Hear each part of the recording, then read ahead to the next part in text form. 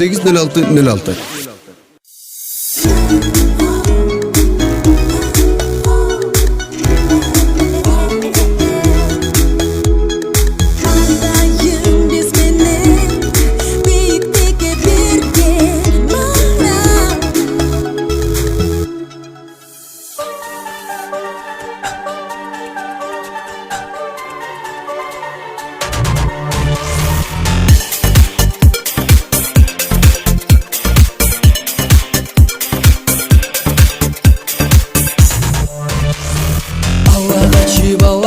Балағачыларға мақтарар іштерен Азанатып азаматтар намысқа бер Шамдай жаны алшып, шамал менен жарышып Жүзін сүртіп бұлытқа, жүрегі отқан ысық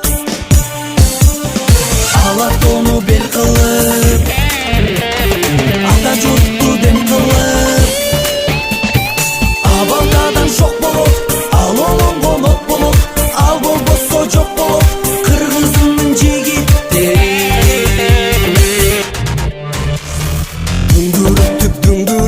Дүңгүрөттүк, жердің бетін тұлпар келер Дүркүрөттүк, дүйнө жүзүн шуңқар келер Қымыңдашат қырғыздар, жымыңдашат жұлдыздар Ал анткени алардын арасында чыңгыз бар Алам кезет жомоктой Аккалбагын жоготпой Акыл эссин камчылап, аккуладай алкынат Ай жылдызга талпынат, кыргызымдын жигиттери Акыл эссин камчылап, аккуладай алкынат Ай жылдызга талпынат, кыргызымдын жигиттери Марал FM радиосу.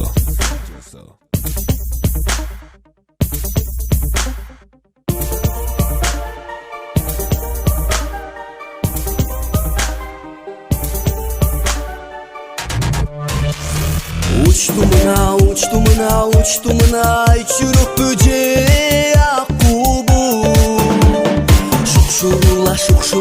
Шукшурула жигит шуңкарсы аккубу Закындады кыз улам, жакындады боз улам Ана жетти, бир кучактап кетти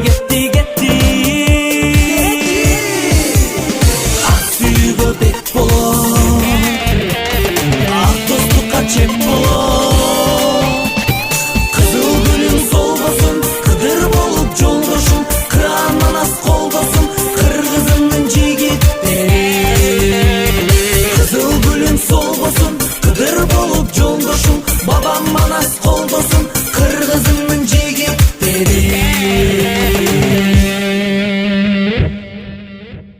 Жалгыз гана Марал FM радиосу. Жаңырып турган кыргыздын ала тоосу. Жалпы укуктук маселени баалайт, сындайт, тартат. Акыйкат таразасы чындыкты гана чыгарат. Саламатсыздарбы, урматтуу радио көрөрмандар, ободо акыйкат таразасы, микрофондо мен Жылызбек Калоголов. Бүгүнкү берүүбүздө башкы көзөмөлдөөчү органын, тактап айтканда башкы прокуратуранын жыл башынан берки иш-аракеттери жана тергөө багытындагы кылмыштуулук менен күрөшүүдөгү айрым талаштуу маселелердин үстүндө талкуу кылабыз. Биз менен бирге болуңуздар. Студиябыздын коногу Кыргыз Республикасынын башкы прокуратурасынын тергөө башкармалыгынын башчысынын орун басары Мирбек Расулов бар. Саламатсызбы? Саламатсызбы, Жылызбек. Алгач эле сурануу, Расул мырза, мына башкы прокуратура бүгүнкү күндө бир топ чуулгандуу иштерди тергеп сотко жиберүүдө. Андыктан башкы прокуратуранын тергөө башкармалыгы жөнүндө кыскача маалымат бере кетсеңиз. Жакшы суроо болду, Жылызбек. Себеби башкы прокуратуранын негизги жумуштары жана көп коомчулукка билинген жумуштардын баары тергөө башкармалыгында тергелет. Тергөө башкармалыгы жөнүндө айта кетсем, тергөө башкармалыгы 2 бөлүмдөн турат. Анын ичинде тергөө бөлүмүндө 11 тергөөчү бар. Өзгөчө маанилүү иштери боюнча бөлүм башчысы менен чогуу алганда, ал эми 2 бөлүмдө 4 кызматкер кызмат өтөшүүдө. Ал 4 кызматкердин негизги бул жылы биз контролдук методикалык бөлүм деп жаңы бөлүм ачканбыз. Ошол баягы жергиликтүү прокуратурадагы, областтык прокуратурадагы тергөөчүлөрдүн жумушуна жаңы методикалык жардам берүү, ошондой эле ал иштердин тергелип жаткан иштердин мыйзам чегинде жана туура көрсөтүлгөн мыйзамда көрсөтүлгөн өзүнүн мөөнөтүндө тергелүү үчүн ошол иштерге көзөмөл жүргүзүү иретинде ушул бөлүм түзүлгөн. Ушул методикалык бөлүмдү атпайсызбы? Ушунун айтымында сиздер баягы бир катар ушул айылда болсун, региондордогу баягы бир катар биздин ошол сиздердин кызматкерлериңиздерге тиешелүү бир өз учурунда бир маалымат берип, бир жакшы бир дастык менен иштөөгө багыттап жатабыз атпайбы? Ушул кандай жетишкендиктерге ушунун бир пайдасы тийип жатабы анан? Биздин методикалык бөлүмдүн бизге билинген пайдасы мурда мисалы үчүн бир ишти тергөөчү, бир алыскы жергиликтүү прокуратуранын тергөөчүсү бир тергеп аткан иште кемчиликтер болсо же мүчүлүштүктөр болсо, аны жогорку турган прокуратурадан келип текшерип кетмейинче же бир отчеттук убакыт келип ал билинмейинче арадан 2 ай 3 ай убакыт билинбей калчу. Азыркы мезгилде биздин методикалык бөлүм түзүлгөндөн баштап ошол методикалык бөлүмдүн кызматкерлери ар бир тергөөчү менен түз байланышта болуп, ар бир кылмыш ишин көзөмөлдөп, мурда кетирилген кемчилик, мүчүлүштүктөргө жол бербөөгө аракет кылынып жатат. Бул негизги жетишкендиктер болуп турат бул бөлүмдүн. Мирбек мырза, мына азыркы тапта Кыргыз Республикасынын башкы прокуратурасынын тергөө башкармалыгында канча жазык иши боюнча тергөө амалдар жүргүзүлүп жатат азыркы? Эми экспертизага байланыштуу же жана башка жүйөлөргө байланыштуу токтотулуп турган иштерди эске албаганда биздин 11 тергөөчү болсо, 11 тергөөчүнүн азыр колунда 30га жакын жазык иштери тергелип жатат. Ал биз конституциянын негизинде кызмат адамдарынын, депутаттардын, министрлер жана соттордун үстүнөн кылмыш иштери тергегенибизге байланыштуу ар бир кылмыш иштер өтө көлөмү чоң жазык иштер болуп эсептелет. Ошон үчүн 11 тергөөчүгө 30 кылмыш иши бар. Убакыты ченелүү болгондуктан кээ бир убактарда тергөөчүлөр күнү түнү иштеген дагы учурлар болот. Буга ушул эле тергөөчүлөрдүн ушу силердин эле сотрудниктериңерде буга кандай мамиле кылышат? Чарчап калып дегендей бир кылмышты аягына чейин жеткирбей койгон учурлар жок эмеспи? Жок, андай учурлар болбойт. Бизде ар бир тергөөчүнүн өзүнүн так жазылган милдети бар. Ошондой эле мыйзамда көрсөтүлгөн ар бир иштин өзүнүн мөөнөтү бар. Ошол мөөнөткө өзүнүн милдетин так аткарууга тергөөчүлөр ошого аракет кылышат. Аталган башкармалыктын ишмердүүлүгүндө тактап айтканда актуалдык жазык иштерин тергөөдө кандай кыйынчылыктар жаралууда азыркы учурда? Жылдызбек, сен туура суроо бердиң. Мен жогоруда айтып кеткендей, биздин тергөөчүлөрдүн негизги жумушу кызматкерлердин үстүнөн болгондуктан жана ошондой эле экономикалык кылмыштарды тергегендиктен, экономикалык кылмыштарда соттук бухгалтердик жана башка экспертизаларды дайындоого туура келип жатат. Ал эми экспертизалардын жана башка бизден башка да укук коргоо органдарынын экспертизага көп материалдар берилгендигине байланыштуу ал жерде экспертизанын чечимдерин биз 6 айдан 1 жылдан 2 жылга чейин күтүп калуудабыз. Анын негизинде кылмыш жоопкерчиликке тартылуу мөөнөтү кээ бирки кылмыш иштер боюнча эскирип кетүүдө жана бул тергөөчүлөргө баягы кылмыш жасаган кишилерди жоопко тартууга кыйынчылыктарды туудурган негизги бир маселе деп айтсак болот. Мындан тышкары биз баягы кызматкерлер андан башка дагы соттордун үстүнөн жоопкерчиликке тартуу жөнүндө болгон иштерди же соттор кылмыш жасаган мезгилдерде биздин башкы прокуратуранын тергөө бөлүмү тарабынан тергелет. Ал жерде биз сотторду жоопко тартуу үчүн мыйзам боюнча өзүңөргө белгилүү соттор кеңешинен уруксат алуу керек. Биз соттор кеңешине уруксат алуу керек, ошондуктан соттор кеңешине кайрылабыз. Мисалы айта кетсек, 2015 жылы соттордун үстүнөн 12ге жакын жазык иши сотто козголуп, тергелип, 10 жазык иш сот кароо үчүн жиберилген. Ал эми 2 кылмыш иши боюнча соттор кеңеши тарабынан жоопкерчиликке тартуу үчүн уруксат берилбей калгандыктан жоопко тартылбай калган ушундай кездер болот. Түшүнүктүү. Мирбек мырза, мына бүгүнкү күндө кайсыл кылмыштуулуктун түрү көп катталып тергөөдө жүргүзүлүп жатат азыркы учурда? Эми биз башкы прокуратуранын тергөө башкармалыгы конституцияга ылайык кызмат адамдарына байланышкан кылмыш иштер боюнча гана тергөө жүргүзөбүз. Ошондуктан бизде кайсыл кылмыш иштердин түрү көп катталып жаткан боюнча статистика жүргүзүлбөйт. Бизде кылмыш иштер кызматкерлердин үстүнөн гана болгондуктан ошол иштер боюнча тергөө амалдарын жүргүзүп жатабыз. Ошол мисалы ошол Бишкекти ала турган болсок да, ошол 4 райондун кайсы районунда баягы кылмыштуулуктун көп эмесин мындай сиздер байкап жатасыздар? Ну, 4 райондун ичинен бизде прокуратура органдарын тергөөсүн алганда 4 райондун ичинен бизде бул Ленин жана Свердлов райондору боюнча кылмыштуулук көбүрөөк катталат. Негизи Мирза мырза, мына башкы прокуратура тарабынан козголуп, сиздин башкармалык тарабынан тергелген жазгы иштердин жыйынтыктары кандай болуп жатат анан? Башкы прокуратуранын тергөө башкармалыгы тарабынан терилген иштердин негизги жыйынтыгы болуп бизде соттук чечим эсептелет. Бизде терилген кылмыш иштер соттун кароо үчүн сотко кароосуна жиберилип жатат. Ал эми ал жактан кандай укуктук баа берилери сот органдарына тиешелүү, ал эми кээ бир резонанс жараткан кылмыш иштер боюнча баягы массалык маалымат каражаттарынан жана ГЭС теледен угуп жатасыздар кандай соттун чечимдери чыгып аткандарын. Ошол резонанстуу кылмыш иштердин баары биздин тергөө башкармалыгы тарабынан тергелип бүткөн жумуштар. Ошол жыйынтыгына токтолсоңуз да, мына жыйынтыгында мындай кандай бир өткөн жылдыга салыштырмалуу кандай жыйынтыгын берип жатат? Мындай алдыга жылыш барбы, же артка кетүү барбы дегендей? Акыркы мезгилдерде коррупцияга каршы күрөш күчөгөндөн баштап сотторго негизинен коррупциялык кылмыш иштери көп жиберилип жатат. Былтыркы жылга салыштырмалуу быйылкы жылды караганда деле соттук чечимдер ошол мыйзам чегиндеги туура жана адилеттүү чечимдер чыгып жатат деп айтсам болот. Мына эле жакында эле уктуңуздар болуш керек. Жогорку кеңештин мурдагы депутаты Урмат Аманбаевдин үстүнөн сот чечимдери чыкты. Ахмат Келдибековдун үстүнөн сот чечимдери чыкты. Ошол кылмыш иштердин баары ошол башкы прокуратуранын тергөө бөлүмү тарабынан терилген кылмыш иштер болуп эсептелет. Ошол сиздердин органга бир мамлекеттик бийлик төбөлдөрү, балким сиздерден жогору турган кээ бир айрым бийлик системасындагы багыттагандарга сиздерде бир кысым салган учурлар болобу же андай учурлар байкалбайсызбы? Андай учурлар болбойт деп айта албайм, себеби кээ бир учурда андай аракеттер болот. Бирок ага карабастан биздин тергөө башкармалыгы мыйзам чегинде жана кылмыш жаза кодексинде кандай статья, кандай мыйзамдар көрсөтүлгөн болсо ошого ылайык чечим кабыл алабыз, ишти алып барабыз. Сиздер демек ал кишинин бийлик системасында күрөшүүдө багытында негизинен мыйзамга багыт алып, мыйзамдын негизинде гана иштергес ким болбосун, туурабы? Ооба.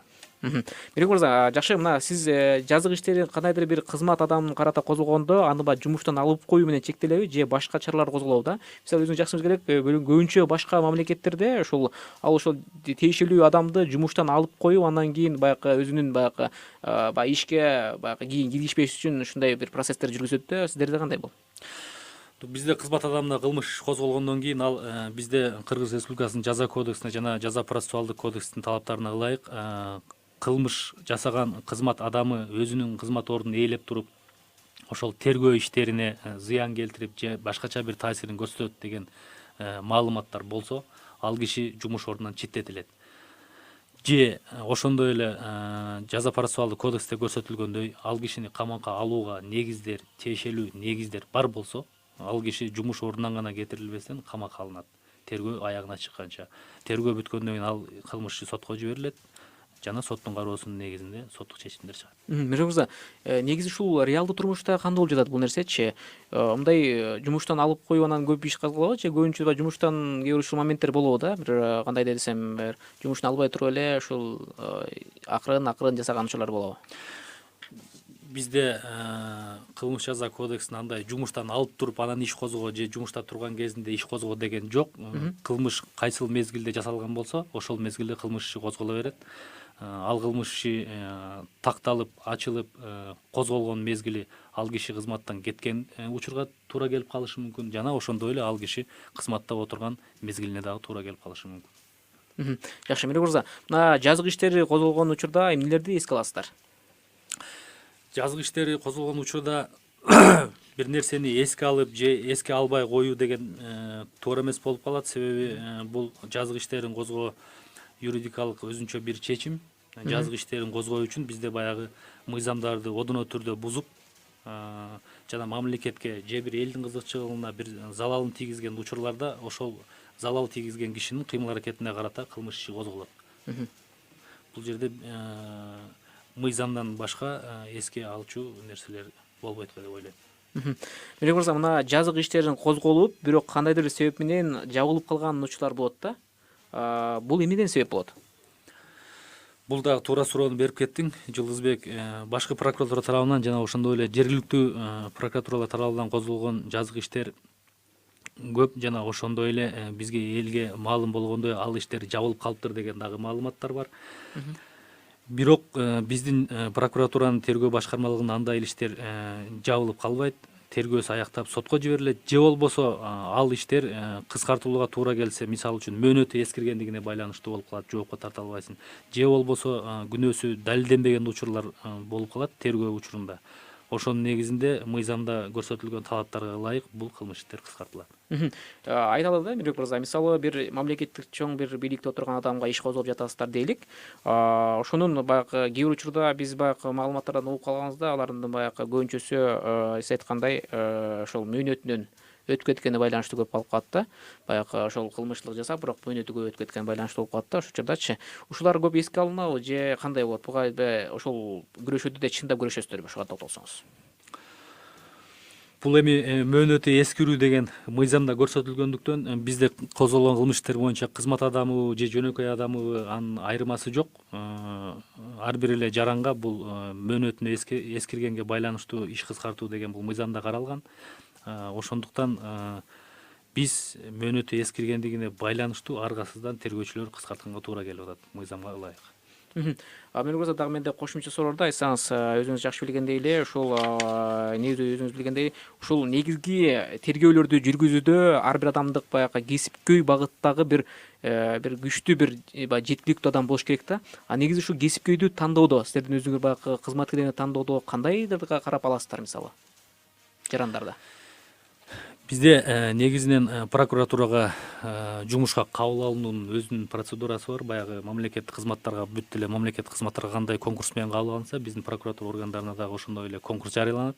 Конкурстун негизинде эң жакшы балл алган, эң жакшы көрсөткүчтөрдү берген биздин жаш баягы жогорку окуу жайын бүткөн жигит кыздарыбыз прокуратура органдарына жумушка кабыл алынат. Жана ошондой эле бизде өзүнүн ээлеген кызматына, өзүнүн ошол иштеген жерине туура келеби, туура келбейби, анын билими жана тажрыйбасы текшерүү үчүн ар 3 жылда аттестация өтүп турабыз. Ар 3 жылда аттестациядан өткөн кызматкерлер гана бизде иштейт. Мелек мырза, ушул негизде көбүнчөсү эгерде бир мамлекеттик бир бийликте иштеген адам болсун, эгер биринчиден ал коррупцияга, акча алууга барбаш үчүн негизинен анын айлык акысы жакшы болуш керек да. Эгер жашырын болбосо, ошу айлык акы азыркы учурда прокуратура системасында кандай болуп атат? Буга мамлекет кандай камкордук жүргүзүп жатат азыркы учурда? Айлык акысы биздин прокуратура кызматкерлеринин негизи эле баягы айлык акысын карап кетсек, бизде азыркы мезгилде жаңы кошумча айлык акыны көтөрүү жөнүндө маселелер каралып турат. Буюрса жаңы жылдан баштап биздин прокуратура органдарынын айлык маянасын көбөйтүү маселеси чечилип, ошондой эле биздин өкмөт тараптан, ошондой эле биздин жогорку кеңеш тараптан прокуратура органдарынын айлык маянасын колдоо боюнча жакшы жардам жана жакшы көңүл бурулуп жатат деп белгилеп айта кетсем болот. Демек азыркы учурда жетишердүү алып жатасыздар. Ооба. Мелек мырза, дагы менде суроодо мына өзүңүз жакшы айткандай, жогоруда да сөзүлүп өттү, чындап Кыргыз Республикасынын конституциясында так көрсөтүлгөн, Кыргыз Республикасынын ар бир жараны бул бийликтин бутагы деп койсок, бийликтин туткасы деп койсок болот да. Айтсаңыз, ушул башкы прокуратура кызматкерлери жөнөкөй адамдар менен иштөөсү кандай болуп жатат ал учурда? Эми бизде башкы прокуратуранын жумуш алып баруусунда жөнөкөй адам же кызматтык адам деп бөлүп мамиле кылуу андай туура эмес жана андай жок. Бизде башкы прокуратуранын Кыргызстандын кайсыл бурчунан болбосун өзүнүн арызы же кандайдыр бир өзүнүн бир жүйөлүү маселесин көрсөтүп келген жарандардын баары кабылданып, аларга ооз эки же кат жүзүндө түшүндүрмөлөр берилип, алардын мыйзамда көрсөтүлгөн талабын колдоо боюнча, алардын мисалы үчүн бир укугу бузулган болсо, алардын укугун коргоо боюнча башкы прокуратура тарабынан кызматкер кишиге да, жөнөкөй кишиге да бирдей мамиле жасалат. Азыркы учурда кайрылган жарандарга мындай баардык нерсени баягы өз учурунда жардам берип атасыз деп айтып кете аласыз, туурабы? Ооба. Мелек мырза, негизи эле жылына канча тергөө иштери болот? Биздин тергөө башкармалыкта өзүбүздүн башкы прокуратуранын эле тергөөчүлөрүн эске алганда 11 тергөөчүнү жылына булар 300-гө жакын кылмыш иштерин сотко жиберишет. Сотко 300-гө жакын иштерди тергеп бүтүшөт. Мени көрсө ушул 9 ай аралыгында 2015-жылы негизде канча тергөө жазык иштерин сотко жибердиңиздер? Биздин прокуратура органдарынын тергөөчүлөрү 9 айдын ичиндеги берген кылмыш иштери 500-дүн тегерегинде кылмыш тергелип бүтүп сотко жиберилген. Мындан да менде да бир суроо жаралып атат дагычы. Ошол жалпы эле ошо башкы көзөмөлдөөчү орган кылмыш менен күрөшүүдө жылына салыштырмалуу өткөн жылдарга салыштырмалуу кандай бир жыйынтыктарга келип атат, бир жакшы бир жыйынтыктар берип жатабы же ушул өткөн жылдарга салыштырмалуу артка кетип атасыздарбы? Өткөн жылдарга салыштырмалуу бизде жакында эле прокуратура органдарынын 9 айлык жумушу боюнча коллегия өткөрүлгөн. Ал коллегиянын жыйынтыгы боюнча былтыркы жылдагыларга караганда бизде мисалы үчүн мен айтып кетпедимби, негизги эле прокуратура органдарынын тергөөсүнүн күзгүсү бул соттук чечимдер деп. Соттук чечимдердин өзгөртүүсүн салыштырганда, экөөнү салыштырганда былтыркы жыл менен прокуратура органдарынын ишинин натыйжалуулугу көбөйүп, баягы актоо өкүмдөрү же башка ишти кыскарткан соттун өкүмдөрү былтыркы жылга салыштырмалуу азайгандыгын белгилеп кетсек болот. Ушул силер ошо тиешелүү мамлекеттик органдардын күч структурасын кайсыздар менен тыгыз иштешсиздер? Биз эми прокуратура башкы көзөмөл органы болгондуктан биз улуттук коопсуздук кызматы менен, Ички иштер министрлиги менен, экономикалык кылмыштарга каршы күрөшүүчү кызматтары менен тыгыз байланыштабыз. Жана ошондой эле биз өкмөт менен жана башка бүт мамлекеттик органдар менен тыгыз байланышта коррупцияга каршы жана мыйзам бузуучулукка жол бербөөгө каршы баягы профилактикалык аракеттерди көрүп, бүт эле мамлекеттик органдар менен тыгыз байланышта жумуш алып барабыз. Бирок өзүңүз жакшы билгендей эле, баягы интернет булактарында көп көрүп жатабыз да, ошол мамлекеттик күч структурасынын бири-бири менен болгон баягы уруштарын көрүп атабыз да, милиция кызматкерлери болсун, КАИ кызматкерлери болсун, же болбосо прокуратура кызматкерлеринин бири-бири менен баягы талашуу маселесинде болсун, кайдадыр бир жолдо болсун бир урушларын көрүп жатабыз да, бул кандайдыр бир мамлекеттик структуранын бир ажырымысын алып келбейби? Туура айтып жатасың, кээ бир учурда бизде ушундай терс көрүнүштөр бар. Терс кызматкерлер бар. Алардын ар бирине өзүнө тиешелүү чаралар көрүлүп, Ички иштер министрлигинин кызматкери болобу же прокуратура кызматкери болобу, алардын үстүнөн чара көрүлүп жатат. Жана бул кээ бир кызматкерлердин мындай терс кыймыл аракеттери бул укук коргоо органдарынын ортосунда кызматташууга же болбосо жумуш алып барууга терс таасирин тийгизет дегенден алысмын. Мени көрсө айтсаңыз дагы ушул өздүк мисалы структураңыздын ичинде бир кылмыштуулукка барган же өздүгүңөр кызматкерлериңер болдубу бул негизи? Аларга кандай чара көрүлүп жатат азыркы учурда? Эми башкы прокуратуранын ичинде кылмышка баргандардан андай 1-2 болду кылмыш жасаган биздин кызматкерлер өзүңөргө белгилүү болгондой ошол 9-чу башкармалыктын башчысы Арпачиев Кылычбек деген пара талап кылып пара алып жаткан убагында кармалган. Ал боюнча тергөө жүрүп, азыркы мезгилде соттук кароодо иши каралып жатат. Негизи эле ушул дагы бир коомчулукта бир чоң нерсе айтып өтсөк болот да. Өткөн эле мына Ахмет Келдибековдун чечими чыгып, бирок башка прокуратура буга баягы өзүнүн нааразычылыгын билдиришпедиби? Ушул боюнча да токтолсоңуз, кандай акыркындай маалыматтар болуп жатат? Акыркы маалыматтарды кандай болуп жаткандыгын так айта албайм. Бирок биздин прокуратура жактан бул соттун чечимине каршы шаардык прокуратурага жазылган. Ал жерден мен сот өзүнүн дыккат жана тыкан ишти карап чыгып, сот өзүнүн адилет жана мыйзамдуу чечимин чыгарат деп ойлойм. Акыркы ушу резонанс жараткан кылмыштуулуктар болдубу негизи? Акыркы мезгилдеги резонанс жаткан кылмыш иштерден айта кетсек, мисалы барыңыздарга эле белгилүү, ушул Кыргыз Республикасынын президенттик аппаратынын жетекчиси Данияр Илиш Нарымбаевдин жана Кыргыз Республикасынын Жогорку Кеңештин депутаты Коркмазовдордун ири өлчөмдө пара алып жаткан жеринен кармалган фактысы боюнча бизде кылмыш иши козголгон. Ал кылмыш иши тергелип бүтүп, бүгүнкү күндө соттук кароосунда жатат. Жакын аралыкта резонанс чыгачу маселелер бар силерде? Жакын аралыкта бизде азыр тергөөсү жүрүп, аягына жетип, жакында сотко берилчү иштерден мисалы үчүн баягы мурдагы Жогорку Кеңештин депутаты Карганбек Самаховдун үстүнөн козголгон кылмыш иши бар болчу. Ал ишке тиешелүү деп бүгүнкү күндө бизде мурдагы өкмөттө премьер-министр болуп, ошол жерлерди негизсиз, мыйзамсыз трансформациялоо жасаган Чудинов Игорь Витальевич деген премьер-министр эле жоопко тартылып, жакында соттук кароого бул иштер жиберилет. Баягы Чудинов айтып кеткенче азыркы учурда ал депутат болуп турбайбы? Жогорку кеңештин депутаты. Ал баягы кол тийгиздик макамы эмне болот? Бизде өтө оор кылмыш жасаган учурларда жогорку кеңештин макулдугу талап кылынбайт. Депутаттарды жоопко тартуу үчүн. Демек, ким болсун ошол мыйзам алдында жооп берет. Ким болсо мыйзам алдында баары бирдей жооп берет. Міне көрсө, мына 22 ноябрда прокуратура органдарынын кызматкерлеринин баягы кесиптик майрамы ушул эфирден пайдаланып өзүнүн кызматкерлериңиздерге каалоо тилек айтып дегенде куттуктап кетсеңиз болот. Рахмат Жылызбек, мага берилген мүмкүнчүлүккө, ушул мүмкүнчүлүктөн пайдаланып, мен 22 ноябрь өзүмдүн кесиптештеримди жана коллегаларымды өздөрүнүн прокуратура органдарынын кызматкерлерин майрамы менен куттуктайм. Бул түйшүктүү жана ошол эле мезгилде ардактуу кесибинде ийгилик каалап, үй бүлөлүк бакыт, бакубат жашоо жана биздин мамлекетибизге болгон кошкон салымын мындан ары дагы күчөтүп, бакубат жана мыйзамды сактаган мамлекет курууга болгон салымын кошо беришине тилектешим деп кетейин. Мирек мырза, сизге деги чоң рахмат. Ишиңизге ийгилик каалайбыз. Ошондой эле биз дагы Марал радиосунун жалпы жааматынан ошол сиздердин келе жаткан 22 ноябрь кесиптик майрамыңыздар менен биз да куттуктап өтөбүз. Урматтуу радио көрөрмандар, сиздер Акыйкат таразасын уктуңуздар. Кайрадан эфир аркылуу амандашканча саламатта калыңыздар.